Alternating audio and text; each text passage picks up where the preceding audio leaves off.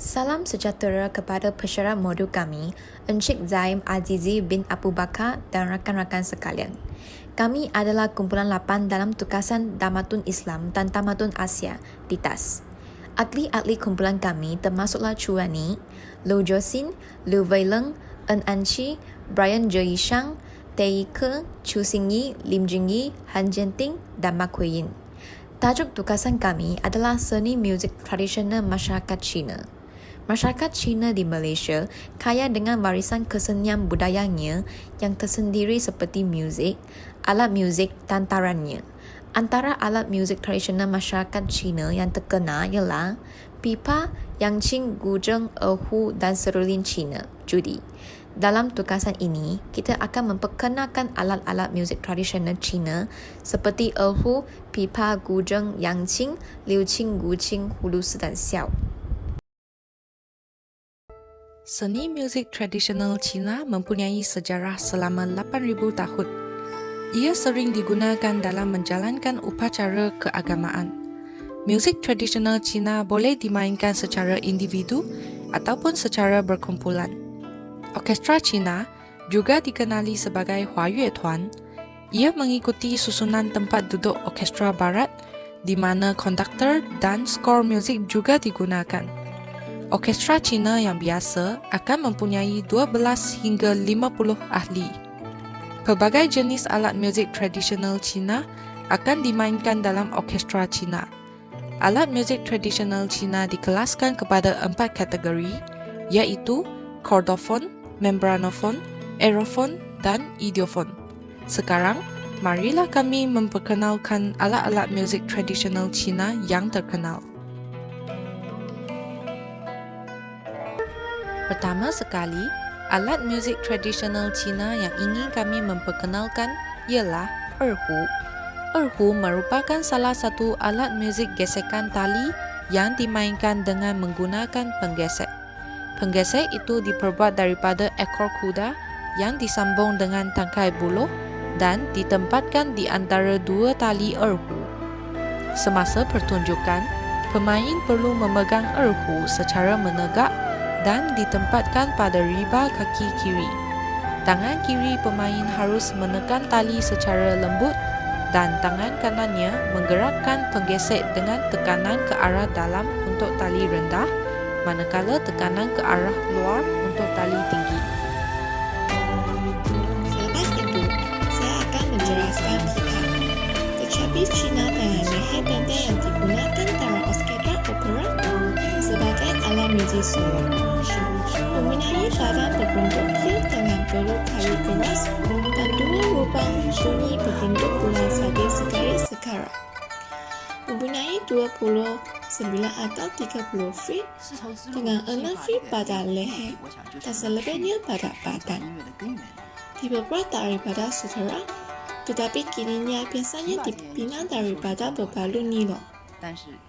Dipegang secara menegak di atas paha permainan semasa bermain. Seterusnya, tentunya ramai sudah tahu peralatan muzik tradisional ini.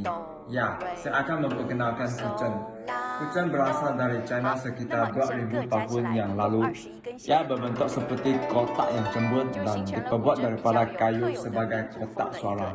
Di atas kotak resonan itu dipasang beberapa utas tali yang direnggang dengan disokong oleh kayu penangkap, yaitu tiang kayu kecil.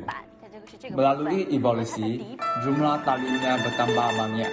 Kucing yang standar yang dimainkan sejak tahun 1970 hingga sekarang ini mempunyai 21 utas tali juga. Ia sesuai dimainkan untuk menggambarkan suasana yang tenang dan indah atau untuk meluapkan perasaan yang seni.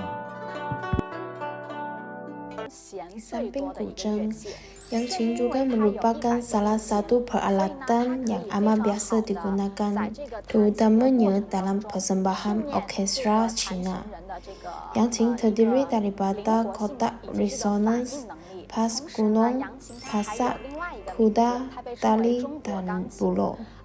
Timbul setiap yangqing mempunyai watak yang berbeza dan kelandangan yang hebat dan keseimbangan kekerasan dan kelembutan. Yang Qing terdapat dua kaedah pulau tradisional, yaitu kaedah pulau kiri dan kaedah pulau kanan. Yang Qing sangat ekspresif dan boleh dimainkan secara solo dalam ensemble atau sebagai iringan kepada buku Qing, rap, dan opera. Adakah anda mengenali baladan muzik ini amat serupa dengan pipa? Sebenarnya tidak.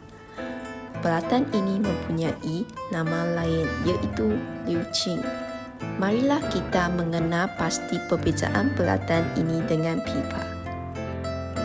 Liu Qing ialah alat muzik tradisional Cina, bentuknya serupa seperti pipa. Ia dinamakan Liu Qing kerana berbentuk seperti daun pokok willow. Liu Qing sejenis instrumen memetik tali dan Liu Qing mempunyai saiz yang lebih kecil jika dibanding dengan pipa. Dalam pancaragam tradisional Cina, Liu Qing ialah alat muzik vokal tinggi. Kesan akutiknya unik, tidak mudah disembunyikan oleh instrumen lain. Kucing amat serupa dengan sitar yang pernah kami dedahkan sebentar tadi, iaitu guzheng. Kucing ialah alat muzik yang paling tinggi dalam budaya Cina. Sejak zaman purba, Qing telah dirujuk secara khusus. Sejak tahun 1820-an, ia telah dinamakan semula sebagai kucing untuk membedakannya daripada piano. Terdapat lebih daripada 3.360 lagu Qing, lebih daripada 130 skor Qing dan 300 lagu Qing. Kucing tersebar terutamanya di negara-negara dan wilayah bulatan budaya Cina. Sebagai alat muzik yang dipetik terawal di Cina, kucing adalah khazanah dalam budaya Cina dan kaya agung warisan lisan dan tidak getaran manusia.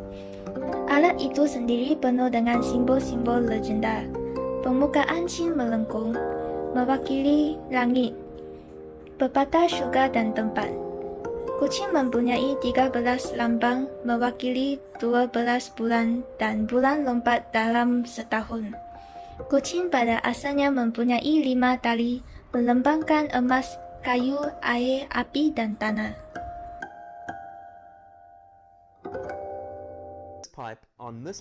Akhirnya, tiba masa untuk kami memperkenalkan alatan muzik di dimensi yang berbeza, iaitu alat muzik tiup. Antaranya ialah hulusi dan xiao. Tetapi sekarang saya akan memperkenalkan hulusi. Hulusi ataupun digelarkan sebagai seruling labu merupakan alat tiup free reed yang berasal daripada bahagian selatan China, wilayah Yunnan. Hulusi dimainkan berasaskan prinsip angin. Hulusi harus ditiup dari pembukaan pintu labu. Angin tersebut akan dimampatkan dan menghasilkan bunyi berdasarkan prinsip getaran yang dihasilkan oleh buluh di dalam labu. Kaedah untuk meniup hulusi amat mencabar kerana memerlukan teknik seperti kawalan pernafasan yang betul. Xiao pula mempunyai reka bentuk yang lebih biasa dilihat. Xiao moden adalah kira-kira 27 inci hingga 30 inci panjang dengan 5 lubang jari di hadapan dan 1 lubang ibu jari di belakang. Kebanyakan xiao diperbuat daripada buluh, tetapi jet, porselin dan gading xiao juga dikenali. Kita telah menambahkan ilmu pengetahuan dan pengemalan tentang seni muzik tradisional masyarakat Cina melalui tugasan Tamadun Islam dan Tamadun Asia ini. Selain itu, kita pelajari sejarah alat-alat muzik tradisional yang kita tidak pernah tahu sebelum ini walaupun kita semua orang Cina. Bukan itu sahaja, kita juga tanya keluarga dan orang tua di rumah tentang muzik tradisional Cina yang diketahui oleh mereka. Tugasan ini menjadi haluan penyambung antara generasi muda dengan generasi tua. Kita mampu memahami dunia nenek moyang kita dengan lebih teliti. Akhirnya, kami berpendapat bahawa kerjasama dan sifat tolak ansui antara ahli-ahli kumpulan amat Penting kerana tugasan tidak akan disiapkan dengan berjaya jika salah satu ahli kumpulan tidak memberikan kerjasama. Oleh itu, kita amat bersyukur kerana semua ahli kumpulan rela memikul tanggungjawab dan sudi menyumbang idea untuk menyiapkan tugasan ini.